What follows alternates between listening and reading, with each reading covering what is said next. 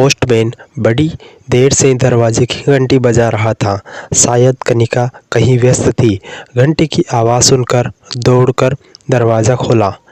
कोई चिट्ठी थी गुलाबी लिफाफे में। धड़कते दिल से लिफाफा खोला। पता नहीं किसकी है। आजकल ईमेल के ज़माने में किसने लिखी चिट्ठी। जानी पहचानी यादों की धुन में लिपटे मोतियों से अक्षर, अदृश्य दीवारें हटने लगी। एक चेहरा उभरने लगा यादों में। नीतू, वह गोल मटोल भोला भाला सांवला सौंदर्य मानो मुस्कुरा उठा। एमपी, कैसी हो मौसी? मुझे भुला दिया न यादों के खजानों में। दफन मेरी यादों को मुक्त करके मुस्कुराओ ना मौसी। आ रही हूँ आपके पास, अपनी माँ के पास। 18 को मेरी शादी है आपके ही घर से। समय कम है, बस तैयारियां में व्यस्त हो जाओ। मिलूंगी जल्द ही। हाँ हाँ, यह अपनी नीतू ही है। ऐसी ही बातें करती थी हमेशा पगली। कनिका भी चौंक थी। हंसे या रोए, जिसके खो जाने पर पल पल उसकी यादों में रोता, वह अचानक यूं मिल जाएगी, सोचा न था।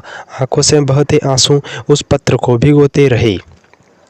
वह चुपचाप खड़ी सोच रही थी। अचानक कंधे पर अनिल का हाथ महसूस कर चौंकी। किसकी चिट्ठी है कनिका? उसने चुपचाप पत्र बढ़ा दिया। वह भी चकराकर बैठ गया पलंग पर। आज इतने सालों के बाद कहाँ थी वह, किसके पास थी? पर मन में उमड़ते घुमड़ते इन सवालों का जवाब नीतू ही दे सकती थी। कनिका ने आंसू पोंछ अनिल का हाथ थाम कहा, चलिए, समय कम है और शादी की ढेर सारी तैयारियां करनी है। गहने, कपड़े, बारातियों का स्वागत, पता नहीं क्या क्या। कनिका का गला रूंध गया था। यादें उसके आसपास सावन के बादलों की उमड़ रही थी। वह दिन जब ट्रेन में मृत उसके दीदी जीजाजी एकमात्र संतान नीतू को माँ ने उसकी झोली में डालकर कहा था, अब तू ही इसकी माँ है, संभाल बेटा। संतान सुख से वंचित कनिका की आंखें बरस उठी थी। नीतू को कलेजे से लगाए ससुराल लौटी थी। कनिका अनिल ने गले से लगा लिया था उस नन्ही सी जान को। बस उसके सास ससुर ने जल्द उसे नहीं अपनाया। पुरानी रूढ़ियों में जकड़े विचार में इतनी जल्दी बदलाव नहीं आ सकता था। अपना वंश, अपने खून की चाहत वह कैसे भुला देते? यह बात वह दोनों अच्छी तरह समझ गए थे, पर नीतू के आने से उनका सपना जैसे साकार हो गया था। क्योंकि वो समझ रहे थे कि प्यार में बड़ी ताकत होती है। बस उनके पूरे घर आंगन में नीतू की किलकारियां गूंजी। नन्हे कदमों की आहट से मन का कोना कोना महक उठा। और जब पहली बार माँ कहा नीतू ने, तो वह निहाल हो उठी थी। पर न जाने कब बड़ी होती नीतू को उसकी सासू माँ ने यह एहसास करा दिया कि वह उसकी सगी माँ नहीं, मौसी है। पर वह यह बात उसके बाल मन ने कभी स्वीकार नहीं की थी। वह उसके चुपके से कभी कभी उसे माँ पुकार उठती थी। कब मोटी बड़ी हुई, कब स्कूल गई और कब डांस प्रतियोगिता में भाग लेकर लौटते समय वह क्रूर भयानक हादसा उसे याद कर कनिका काँप उठी। सहेलियां संग हंसती खेलती नीतू जब उससे अलग होकर गली के मोड़ पर पहुंची, तो अचानक शराब पिए झुझुमते झामते कुछ सिरफिरों की टोली ने उसे घेर लिया। वह अकेली डरकर चीखती चिल्लाती अपना बचाव कर रही थी। उन भेड़ियों से वे बलिष्ठ थे और उस पर भारी पड़ रहे थे। वह छोटी सी बच्ची सिंगनी की तरह उनका सामना कर रही थी। अपना भारी बस्ता पूरी ताकत से घुमाती रही, दांतों से काटा। अंततः एक बड़ा पत्थर उठाकर उनसे एक के सिर पर दे मारा। और भाग आई थी।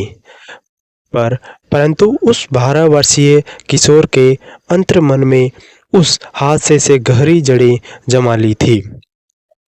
कनिका की गोद में रोते सिसकते रात भर कांपती रही। नेहा ईश्वर ने उनके सहन को नमन कर उसे सुरक्षित बचा तो लिया था, पर उसके कोमल मन ने जो घाव खाए थे वे ही नहीं भर पा रहे थे।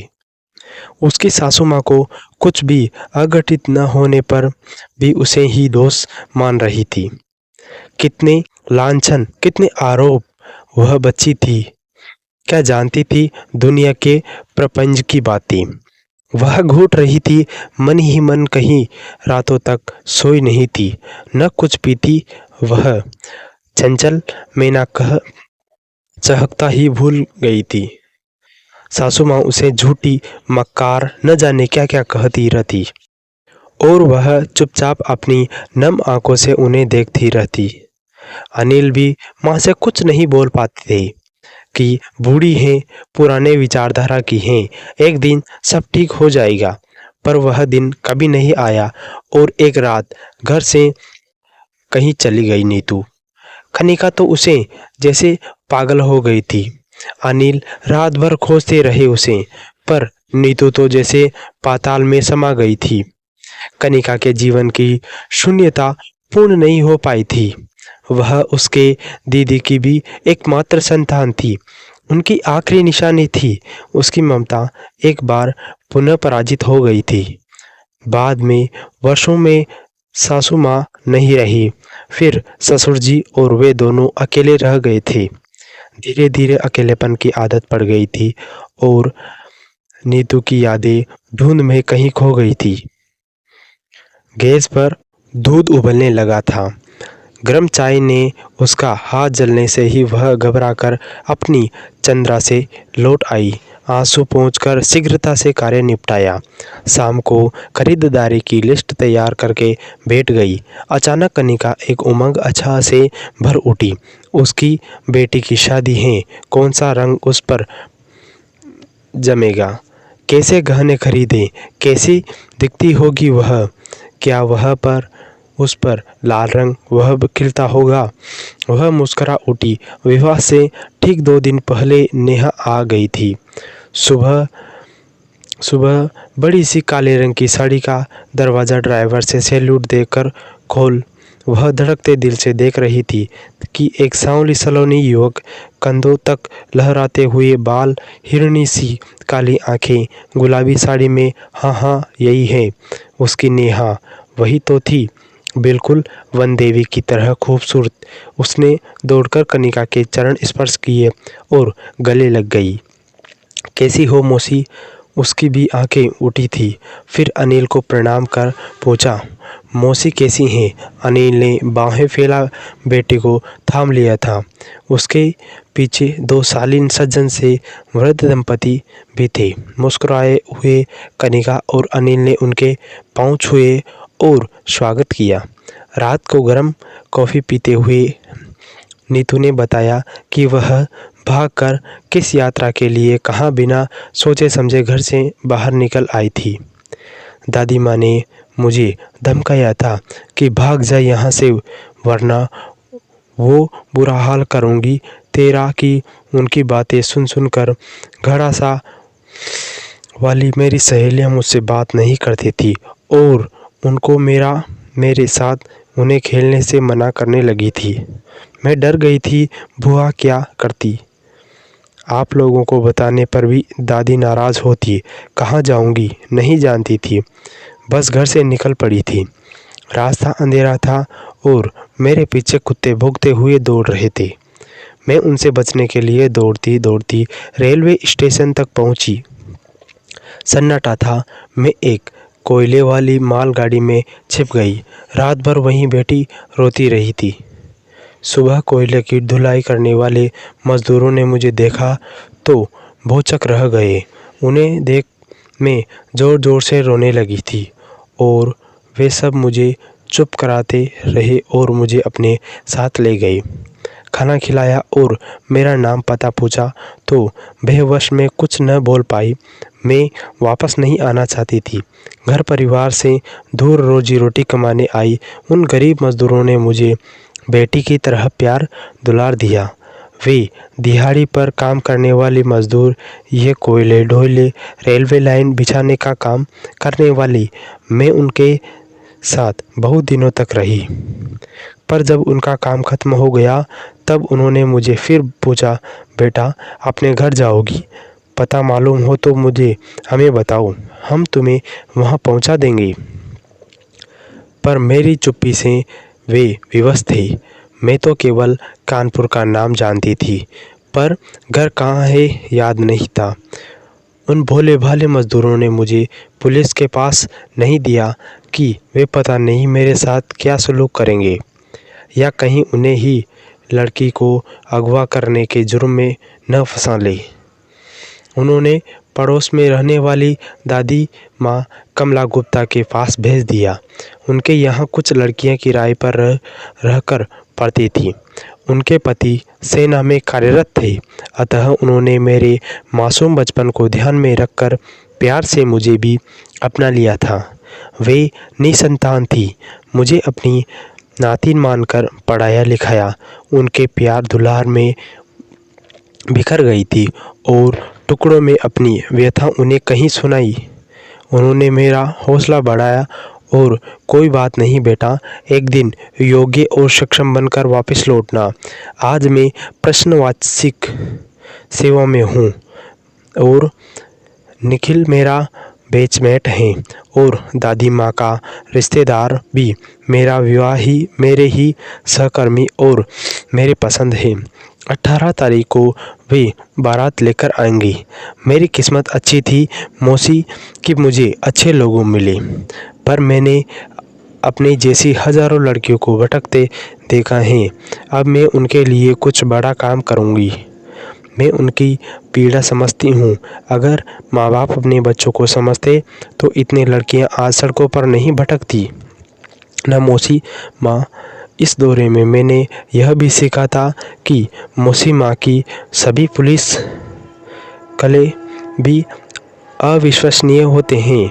मुझे उन लोगों ने बहुत प्यार व सम्मान दिया है और आप लोगों को खोजने की बहुत कोशिश की, पर आप नहीं मिले। फिर जब आपका पता चला तो आपसे मिलवाने में एक पल की देरी नहीं की। कन्यादान का हक तो आपका ही है। फिर प्यार से पुष्पा की गोद में सिमट भिलक उठी, मुझे माफ़ कर दो मौसी माँ। नेहा की बातों पर अविश्वास करने का तो प्रश्न ही नहीं उठता था। उसकी सच्चाई उसके आंसू बयां कर रहे थे। कनिका को अपने बेटी पर पूरा विश्वास था। काश वह किसी की परवाह नहीं करती और अपनी बेटी के हक के लिए माँ से समाज से लड़ जाती तो ऐसा नहीं होता। कि कनिका सोच रही थी कि विकृत रूढ़ियों और अपरिपक्व सोच वाली एक बुजुर्ग महिला ने उससे सड़कों पर भटकने के लिए विवश किया, तो एक परिपक्व मानसिकता सुलझे सोच वाली कमला जी ने उसे जिंदगी दी। वह भाव विहल्य हो उठी। उसने वही बेटी कमला जी के आगे दोनों हाथ जोड़ दिए। उन्होंने कहा, कनिका को सुहारा दिया। सारा सवाल तो इसी सोच का है। हमें समाज के साथ बदलना ही होगा। हम अपने बच्चों पर अविश्वास करके ही उन्हें मौत की धोर ओर धकेलते हैं। रोती हुई नेहा को बाहों में समेटे कनिका बहुत खुश थी। वह सोचने लगी, आज वर्षों बाद बसंत लौट आया है। जीवन में अनेक पतझड़ के तपेड़े सहने के बाद लौट आया है उसका बसंत। अब इसके कोमल पंखुड़ियाँ और मुरझाने से बचाना ही होगा। दोस्तों, अगर आपको कहानी अच्छी लगी तो कमेंट करके बताएं और हमारे चैनल को सब्सक्राइब करें, नोटिफिकेशन बेल ऑन करें। धन्यवाद।